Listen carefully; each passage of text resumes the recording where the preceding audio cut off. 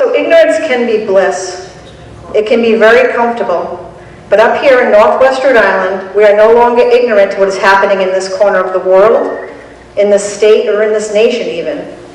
We have seen behind the curtain.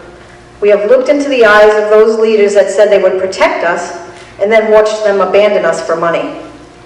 We are painfully aware now of those leaders whose claim to fame is shouting from the rooftops about every warm wind that blows, yet remains silent when his neighbors fight for their lives, as if judicial procedures renders one mute. We have been fighting a Goliath power plant up here now for going on 3 years. At times, this Goliath has knocked us to our backs, and getting back up took everything we had, particularly since not only did we have to get up without the help of our leaders, but we had to get up in spite of them. Now we stand toe-to-toe with this monster that we have learned to fight with education, with due diligence, and with relentless pursuit, a pursuit that they now have the audacity to call unfair. We have seen behind the curtain of the State House and watched our leader promise success to an out-of-state, big city, billion-dollar corporation that will absolutely destroy her home state's land, health, homes, and way of life for generations to come. A company that will decimate our forests forever. But hey, it's not the ocean, so don't worry about it. We have been fighting for a voice, and they are fighting to silence it. Well, how do we get that voice back? Through events like tonight, through interviewing those that say they want to speak for and with us, through holding our leaders accountable and shouting above their condescending calls to just be quiet, you'll be fine.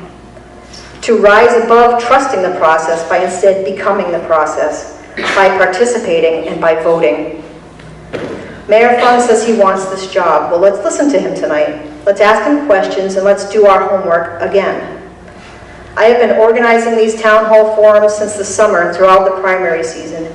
There is a reason that questions about Burrillville hosting this power plant monstrosity have found their way onto the public debates on TV. It's because not only is this the biggest project proposed for Rhode Island, but it is dangerous and it is dirty. It's dirty for our air and it's dirty politics. We have peeked behind the curtain and the truth has risen to the surface.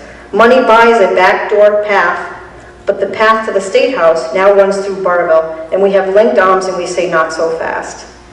Let's interview the mayor tonight. Is he the one we can trust? We are a community without a party.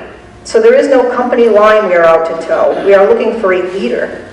Finally, with all the information we have gathered over these last few years and with all that we have learned and seen, let's go on November 6th. Let's become the process and let's vote. And Mayor, I respectfully, albeit very publicly, ask you, should you be so honored as to be elected, that you kindly remember your roots, your promises, and your neighbors that are counting on you and in fact begging you to be the voice for actual Rhode Islanders with actual fears, but with no money to spend on special favors. With that, I will invite the mayor to come forward.